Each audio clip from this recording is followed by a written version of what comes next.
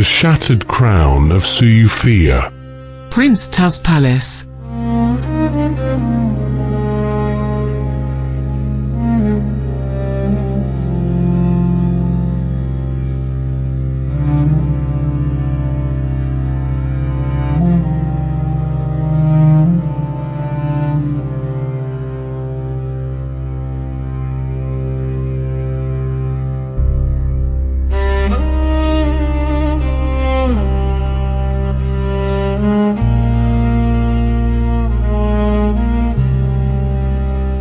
There is a specific kind of exhaustion that belongs only to those who have ruled too heavily. To seek Egypt here, where the street narrows under the weight of memory, is to meet her in a state of grand, bruised isolation.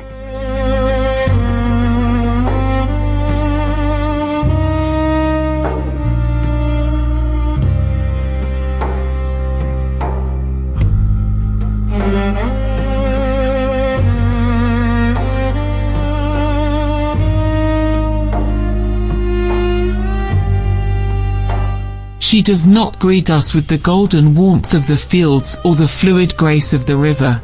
Instead, she stands behind a colossal threshold of stone, holding the memory of a man who climbed so high he forgot how close he was to the edge. I can feel the change in the air as I cross into the vast courtyard of Prince Taz. The frantic hum of the modern city does not die away here. It is violently severed by walls thick enough to withstand the fury of centuries.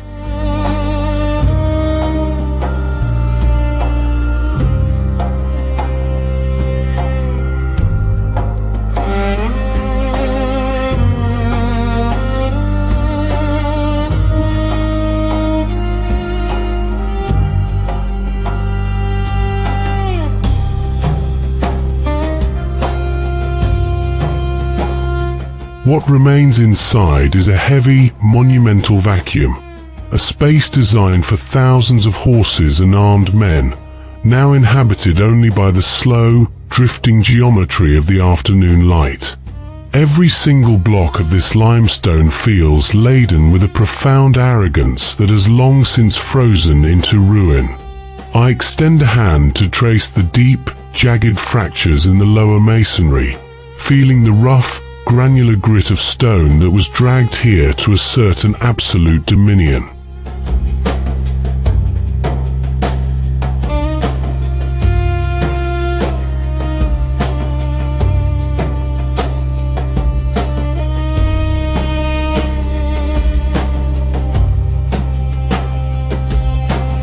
This palace does not merely occupy the earth, it crushes it.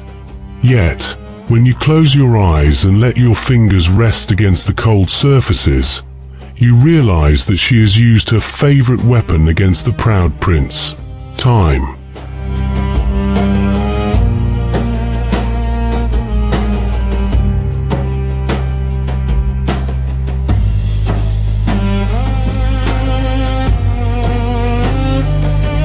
She has allowed the wind to quietly gnaw away at the edges of his crests, blurring the sharp lines of his heraldic cup until it looks like nothing more than a fading scar on the body of the wall. The ambition that once rattled these ceilings with the clang of steel has been reduced to a quiet, chalky dust that settles on the tips of my fingers.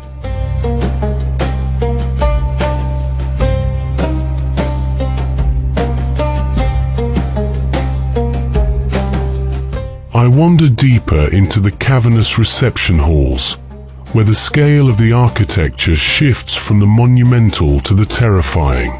I stand beneath a ceiling so distant it seems to possess its own weather, a dark canopy of ancient pine that has spent 600 years warping under the relentless heat.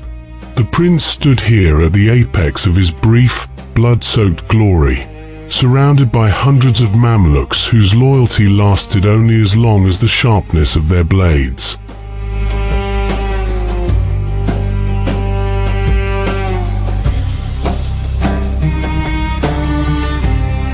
He thought this immense wooden roof was a sky he had built for himself, a permanent monument to his invincibility. But Egypt simply watched him climb, waiting with her infinite patience.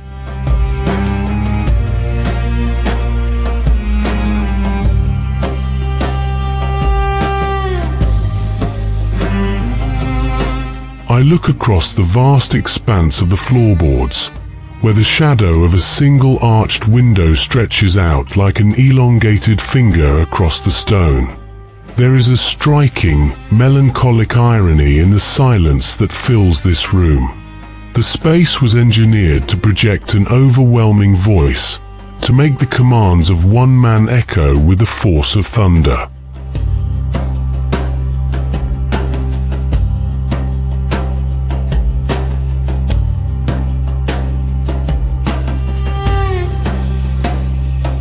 Now, the only sound is the low, rhythmic rasp of my own shoes against the floor, a tiny human noise that is immediately swallowed by the immense, listening vacancy of the hall.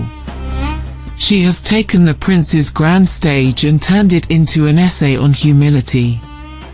The columns that once stood like a rigid guard of honor around his throne now seem to lean slightly inward, as if weary of holding up a sky that no longer belongs to anyone.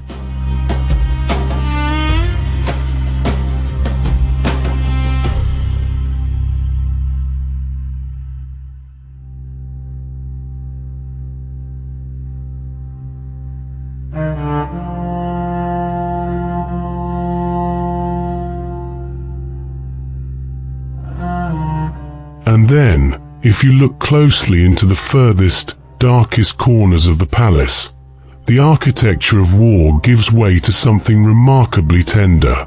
Tucked away from the grand public reception areas are the remains of the private quarters, the spaces where the heavy armor was finally unbuckled and laid upon the floor. I stand in front of a small, crumbling screen of carved wood, a mashrabiyah whose delicate lattice has begun to splinter and rot.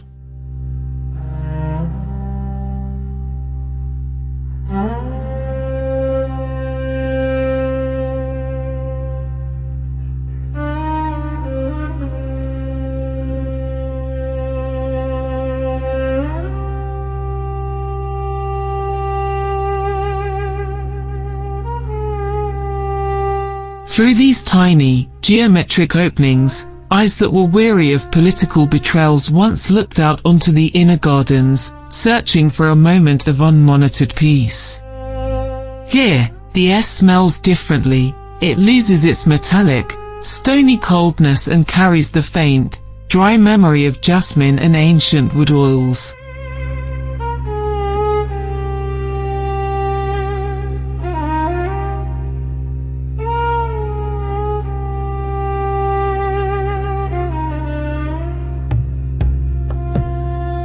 This small wooden screen is where the real poetry of the palace resides, not in the giant blocks of the exterior gate, but in the fragile spaces where human vulnerability was allowed to breathe in the dark.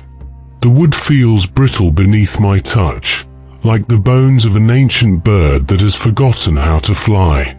I look through the gaps in the carving, watching the way a lone sunbeam cuts through the dust motes, illuminating a patch of bare, uneven dirt where a fountain used to play.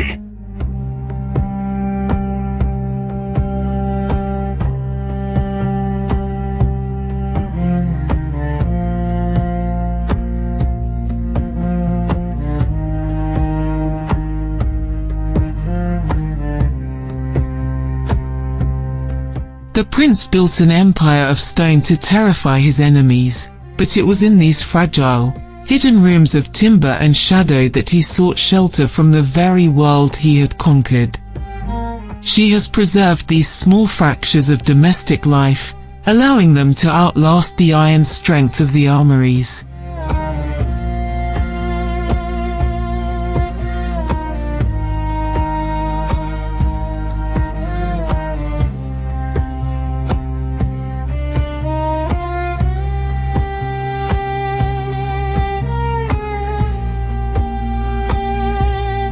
I look up at the fragments of painted decoration that still cling to the undersides of the surviving arches, faint traces of gold leaf and lapis lazuli that are slowly losing their grip on the plaster. They are flaking away so slowly that the destruction is almost invisible, a deliberate, beautiful unmaking that has been unfolding for generations.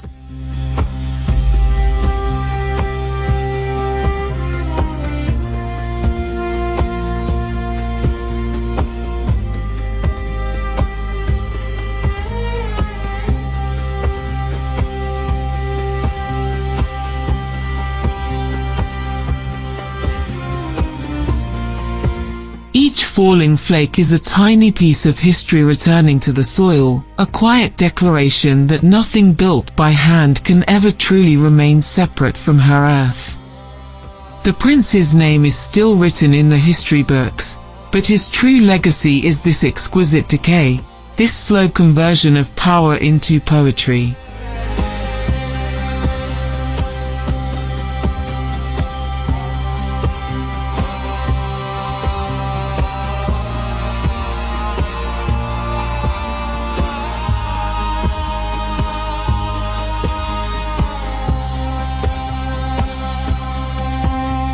I wonder about the unnamed hands that built these immense spaces, the craftsmen who spent their lives chiseling stone and turning wood for a master who would never know their names.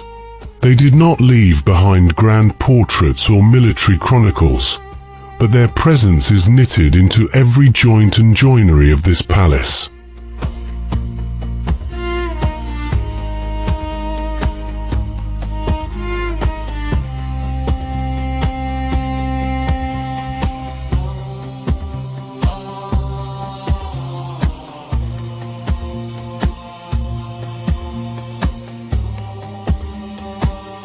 Their memory survives in the slight imperfections of the chisel marks, in the uneven alignment of the stones that reveals the human hand at work beneath the imperial command.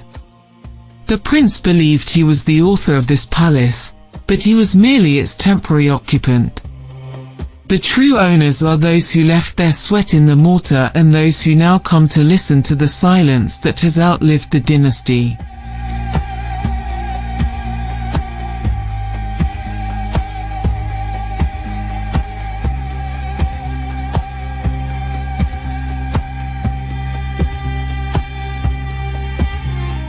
As the sun begins to drop behind the high western walls, the deep crimson shadows stretch across the central courtyard, turning the immense open space into a lake of darkness. Egypt has taken this monument of war and ambition and folded it gently into her evening dress. She keeps it safe, not as a celebration of a tyrant's victory, but as a sanctuary for those who wish to understand the fragile nature of human greatness.